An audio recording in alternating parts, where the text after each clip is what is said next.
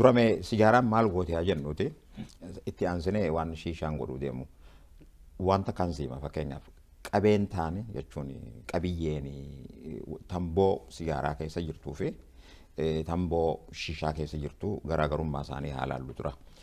Sigaaraan akkaataa itti qopheessan yoo ilaalte dura keemikaala tokko tokko itti naqanii itti nam'anii timboo tana jiisanii fabrikaa keessatti tottolchanii maaliif tamboo gogduu tana yoo fuudhanii maranii aarsan nama qofaasisaa namatti hin tolu therefore laaffisuudhaaf keemikaala adda addaa keemikaala 17 jira waan ajaa'ibaa keemikaala 17 jira kana keessa irra caalli isaa keessaa 7 jira jechuun warra kaansar nama fiduu danda'u mootummaanis irraa callisa waan ajaa'ibaa. Kunis itti gaafatamummaan mootummaallee jiraachuu qabdi jedhee amanaan. Maaliif fayyaa hawaasaa tiisuudhaaf mootummaan itti gaafatamummaan isii guddoo. Garuu warra kubbaaniyaa timboo qabu kun warra maallaqa gurguddaa qabu korporeeshina kana dura dhaabbachuu dhabuudhaaf tarkaanfiin akkanaa hin fudhatamin. Tamboon wanni maali namaa godhuu dandeessu keessaa tokko qexraana yookiin staar kaja'uu qabdi. Sanbooda Uguti aarsan carbon monoxide waan jedhaniin qilleensa qajeellotti hin gubatin kan miidhaa dhiigarraa fi qaama keessaan gahuu danda'u qabdi. Shiishaan qixraanni inni qabu harka 36 irra caala akka sigaaraarra. Carbon monoxide kana harka 50 irra caala. Maal godhamee jarri lameen kun haa laallu dura. Waan kaansar nama fidu san mogga dhiifnee mee carbon monoxide maan qoftiin maal godha haa laallu. Carbon monoxide kuni oksijiinaa wajjin dorgoma. Oksijiinni kuni qaamaaf barbaachisaa. Qaamni keenya oksijiinaa ni tarkaanfata. Keessattuu surriin mataa sammuun namaa oksijiina kana yoo irraa murame battalatti du'a. Carbon monoxide yoo jiraate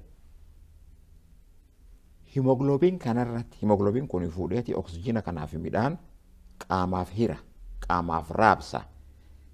Oksijiina kana yoo wanni dorgomu wajjin jiraate qaamni oksijiina gayaan argatu. Therefore miidhaan hidda dhiigaa irraan gahus gudda. Wanni lameen kun miidhaan hidda dhiigaa irraan gahus gudda. Therefore fayyaa qaamaa irratti wanni fiduu danda'u aarri sigaaraadha. Aarri sigaaraadha.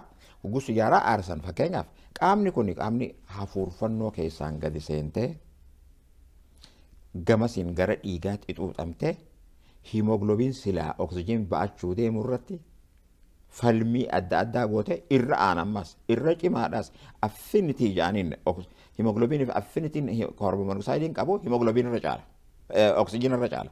Therefore qaamni oksijiina gayaan argatu. Hoguu oksijiina gayaan arganne kana maal godha? Himoglobiinni gayaan qaama keessa waan hin jirre jecha himoglobiin maddisiisuu eegala. Himoglobiinni hoguu maddisiisuu eegale qaamni kun dhiigni furdachaa deema. Hoguu dhiigni furdachaa deeme hireen qaamni kun dhiigni kun qaama keessa nama itittuudha guddachaa deema. Tanaa jecha rakkoon inni fiduu deemu faalich yookiin stroke dhukkuba onnee dhukkuba dhiigaa bifa adda addaatiin Burgers disease jedhanii fakkeenyaaf armaan gadiin gaangiriin faa nama fidu nama cufuu kana hunda namarraan gahuu danda'a. Kuni wooma beeytee wanni kun fiduun sitti mamma.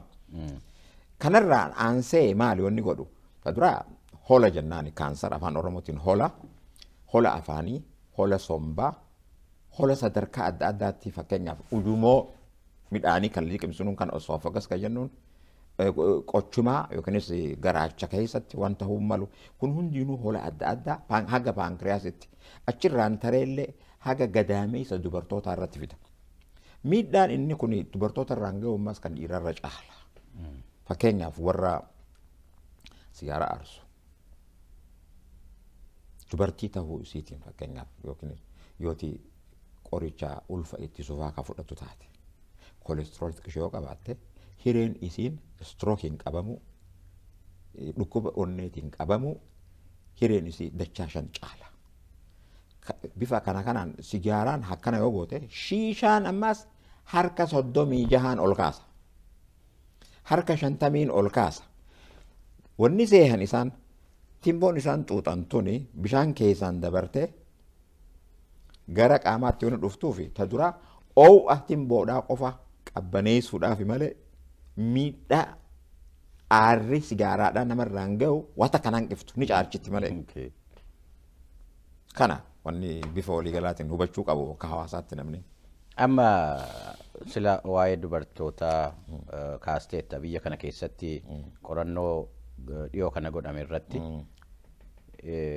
ijoolleen daa'imman haadholee shiishaa fudhatan irraa dhalatanu guddinni jara ijoollee haadholiin shiishaa hin fudhanne wajjin ala ilaalamu baay'ee xinnoodha. Hin guddatanu dafanii guddina jaraa irratti illee baay'ee rakkina uumaa akka jirudha wanti kun amma kan mul'achaa jiru. Kunillee waan guddaadha rakkina guddaadha kan fidaa jiru. Mee akkamitti kana irratti kan jechuun ma fakkeenyaaf akkuma reefu siin jedhetti haati ulfa qabdu.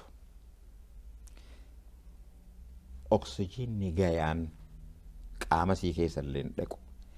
Nyaanni daa'imni ishii garaa jiru kuni argatu. Oksijiinni daa'imni ishii garaa jiru argatu kun hundinuu handhuura keessaan isii daa'ima kanaaf dabra. Yoo ishiifuu ga'uu baate akkamiin daa'ima kanaaf gaya? Daa'imni nyaataa fi oksijiin gayaa hin argatinoo akkamiin guddachuu danda'a? Tanaa jecha low birth weight jennaan jechuun akkuma nama alkohoolismuun akkasiif fida. Wannummaan araada ta'e hundumaan akkasiif fida. Alkohol syndrome jaaniin baby alkohol syndrome jaaniin miidhaan kun akka daa'imni kun guddina uumamaa keessa dabree akka silaa daa'imni fayyaa qabu ittiin guddatu osoo hin ta'in akka gadi cabu akka miidhamu akka fadhiida'uu godha. Fadhiideesseeti lafatti qabaa jechuudha. Kuni maaliif ta'ee qofame eega guddatee booda ammas eega dhalatee boodallee haati yoo nama shiishaa kana itti fuftu taate shiishaan waan ala gabbahanii aarsanii mana keessatti aarsanii aarri kun mana keessa guutee jira daa'imni ichi rafa ammallee waan qaama keessatti qormaata irra godhame hin beeku malee araadallee qabsiisuun mala daa'ima kana. Kanaaf maali qaamni isaa kun oksijiina gayaa akkan arganne waan godhuuf jecha daa'imni kun guddinni isaa stuffed growth yaaniin waan beeytee daa'imni kun akka daa'ima fayyaa guutuu qabutti akkan guddanne akka fadhiida'uu si godha jechuudha. Kana malees dhukkuboota adda addaatiif isa saaxila. Mana keessa taa'anii shiishaa aarsuu jechuun aarri kun qaama hafuurfannoodhaa kan daa'ima kanaa waan miidhuuf jecha dhukkuba hafuurfannoo yookiin qaama hafuuraatiif sombaatiif isaan saaxila. Asmaa, bronkitis kan hundaaf isaan saaxila. Tanaa jecha torbanitti lafa wal'aansa hatattamaa emergency room geessuun dirqama ta'a jechuudha daa'ima kana. Kuni nama guddaadhaafis akkasuma daa'ima irratti immoo ni caalaa jechuudha. Biyya kana keessatti